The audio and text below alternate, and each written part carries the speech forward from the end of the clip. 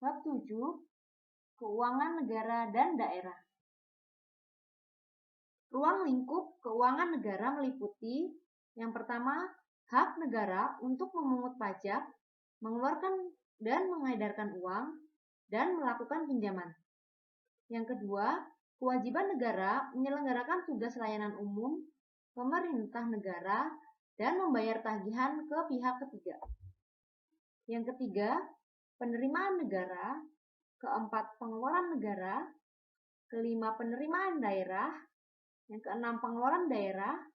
Ketujuh, kekayaan negara atau kekayaan daerah yang dikelola sendiri atau oleh pihak lain berupa uang, surat berharga, piutang, barang, serta hak-hak lain yang dapat dinilai dengan uang, termasuk kekayaan yang dipisahkan pada perusahaan negara atau perusahaan daerah.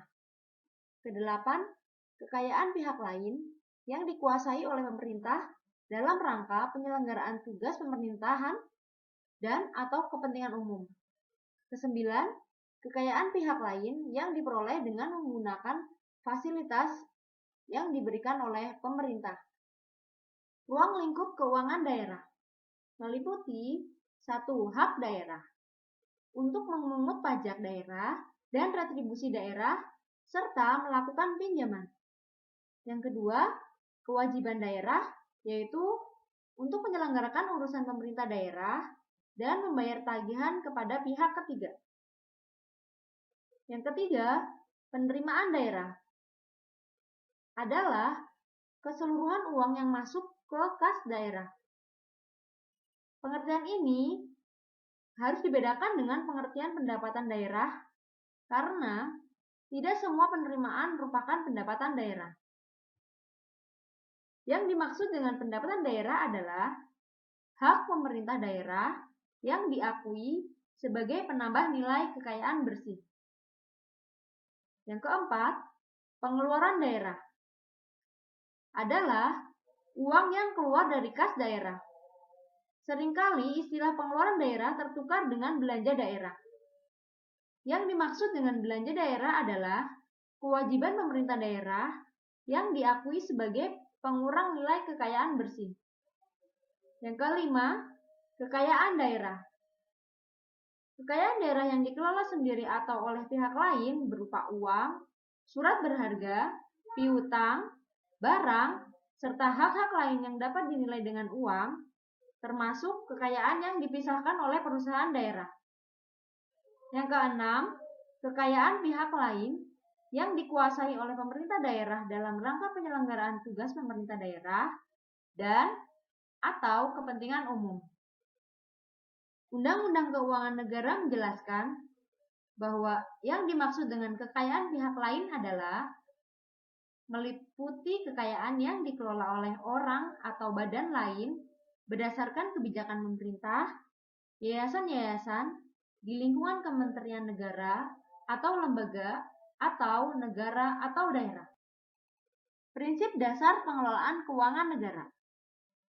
Sesuai dengan amanat pasal 23C Undang-Undang Dasar 1945, Undang-Undang tentang Keuangan Negara perlu menjabarkan peraturan pokok yang telah ditetapkan dalam Undang-Undang Dasar tersebut ke dalam asas-asas umum yang meliputi baik asas-asas yang telah lama dikenal dalam pengelolaan keuangan negara seperti asas tahunan, asas universal, asas kesatuan, dan asas spesialitas maupun asas-asas baru sebagai cerminan best practice atau penerapan kaidah-kaidah yang baik.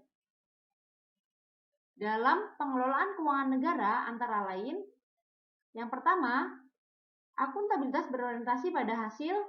1. Profesionalitas. Kedua, proporsionalitas. Ketiga, keterbukaan dalam pengelolaan keuangan negara. Dan yang terakhir, pemeriksaan keuangan oleh badan pemeriksa yang bebas dan mandiri. Hukum pengelolaan keuangan negara. Yang pertama, Undang-Undang Dasar 1900 Amandemen keempat, Bab 8, Pasal 23C. Yang kedua, Undang-Undang Nomor 17 Tahun 2003 tentang keuangan negara. Yang ketiga, Undang-Undang Nomor 1 Tahun 2004 tentang Perbendaharaan Negara. Yang keempat, Undang-Undang Nomor 15 Tahun 2005 tentang Pemeriksaan Pengelolaan dan Tanggung Jawab Keuangan Negara. Yang terakhir, atau yang kelima, Peraturan Pemerintah Nomor 71 Tahun 2010 tentang Standar Akuntansi Pemerintahan. Hukum Pengelolaan Keuangan Daerah. Landasan hukum keuangan daerah yang pertama adalah Undang-Undang Dasar 1945, Amandemen 4, Bab 8, Pasal 23C. Yang kedua, Undang-Undang Nomor 17 Tahun 2003 tentang Keuangan Negara. Yang ketiga, Undang-Undang Nomor 1 Tahun 2004 tentang Perbendaharaan Negara. Yang keempat, Undang-Undang Nomor 15 Tahun 2005 tentang Pemeriksaan Pengelolaan dan Tanggung Jawab Keuangan Negara. Yang kelima, Undang-Undang Nomor 32 Tahun 2004 tentang Pemerintah Daerah. Yang keenam, Undang-Undang Nomor 33 Tahun 2004 tentang Perimpangan Keuangan antara pemerintah pusat dan daerah. Yang ketujuh, Peraturan Pemerintah Nomor 58 Tahun 2005 tentang Pengelolaan Keuangan Daerah. Kedelapan, Permendagri Nomor 13 Tahun 2006, Permendagri Nomor 59 Tahun 2007 tentang Pedoman Pengelolaan Keuangan Daerah. Yang kesembilan, Peraturan Pemerintah Nomor 71 Tahun 2010 tentang Standar Akuntansi Pemerintahan. Yang kesepuluh, Peraturan Daerah terkait. Barang milik negara atau daerah. Peraturan Pemerintah Nomor 6 Tahun 2006, barang milik negara atau daerah adalah 1. Barang milik negara adalah semua barang yang dibeli atau diperoleh atas beban APBN atau berasal dari perolehan lainnya yang sah. Yang kedua, barang milik daerah adalah semua barang yang dibeli atau diperoleh atas beban APBD atau berasal dari perolehan lainnya yang sah. Pengelolaan barang milik negara atau daerah. Peraturan Pemerintah Nomor 6 Tahun 2006 Pasal 52 menjelaskan tentang pengelolaan barang milik negara atau daerah. Yang pertama, berdasarkan asas fungsional. Artinya, pengambilan keputusan dan pemecahan masalah-masalah di bidang pengelolaan barang milik negara atau daerah yang dilaksanakan oleh kuasa pengguna barang, pengelola barang, dan gubernur atau bupati atau wali kota sesuai fungsi, wewenang, dan tanggung jawab masing-masing. Yang kedua, asas kepastian hukum. Artinya, pengelolaan barang milik negara atau daerah harus dilaksanakan berdasarkan hukum dan peraturan perundang-undangan. Yang ketiga, asas transparansi. Artinya, penyelenggaraan pengelolaan barang milik negara atau daerah harus transparan terhadap hak masyarakat dalam memperoleh informasi yang benar. Yang keempat, asas efisiensi.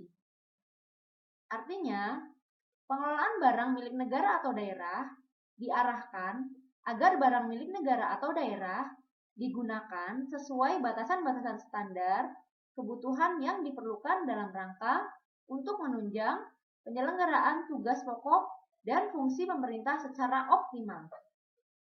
Yang kelima, asas akuntabilitas. Artinya, setiap kegiatan pengelolaan barang milik negara atau daerah harus dapat dipertanggungjawabkan kepada rakyat. Yang terakhir atau yang keenam, Azas kepastian nilai.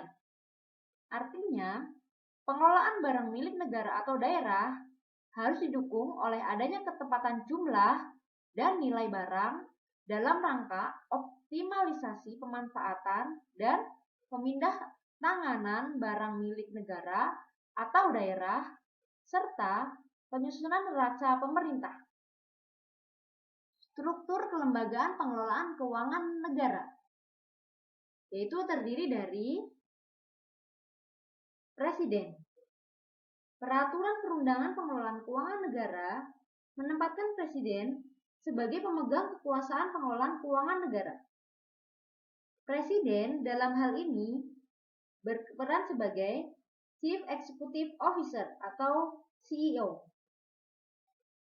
Menteri Keuangan berperan sebagai Chief Financial Officer atau CFO.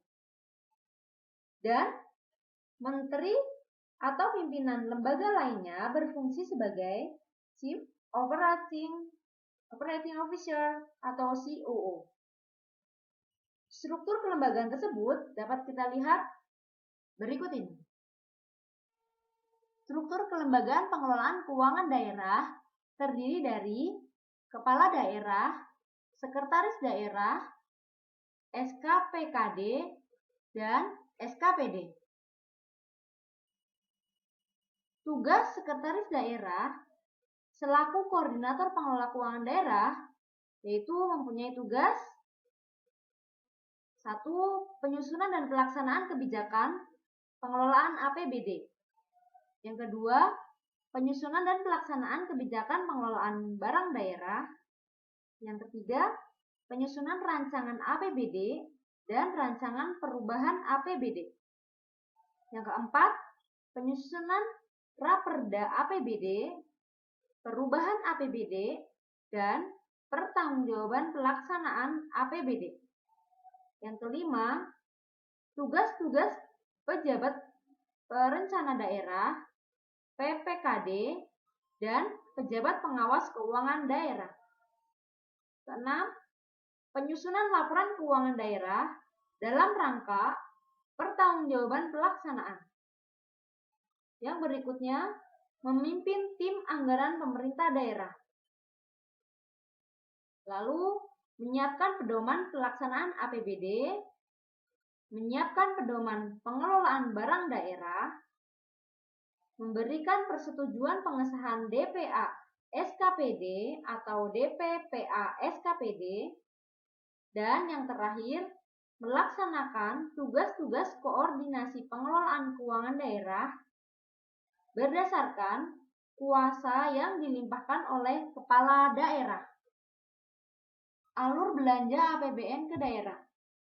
Aliran keuangan dari pemerintah pusat ke daerah sebenarnya tidak hanya melalui transfer pemerintah pusat dalam bentuk dana perimbangan saja, tetapi juga melalui belanja pemerintah pusat yang dikelola oleh kementerian atau lembaga maupun non-kementerian, atau lembaga yang dilaksanakan oleh daerah. Belanja pemerintah pusat yang mengalir ke daerah tidak masuk dalam komponen APBD. Hal ini berbeda dengan transfer pemerintah pusat ke daerah yang masuk dalam komponen APBD. Belanja pemerintah pusat melalui anggota kementerian atau lembaga yang dilakukan di daerah adalah terkait dengan penyelenggaraan asas dekonsentrasi dan tugas pembantuan, penyelenggaraan urusan pemerintah oleh kantor vertikal di daerah, penyelenggaraan program nasional, kewenangan bersama misalnya adalah program PNPM, GOS, Jamkesmas, dan sebagainya. Selain itu, terdapat juga belanja pemerintah pusat yang mengalir ke daerah yang anggarannya dikelola langsung oleh Menteri Keuangan, tetapi kegiatannya dilakukan oleh kementerian atau lembaga, yaitu berupa penyaluran subsidi, misalnya subsidi pupuk, benih, minyak goreng, obat, pangan, dan sebagainya. Hubungan keuangan pemerintah pusat dan daerah melalui belanja pemerintah pada gambar di bawah ini kita bisa lihat untuk belanja pemerintah pusat ke daerah. Semoga dapat dipahami. Terima kasih.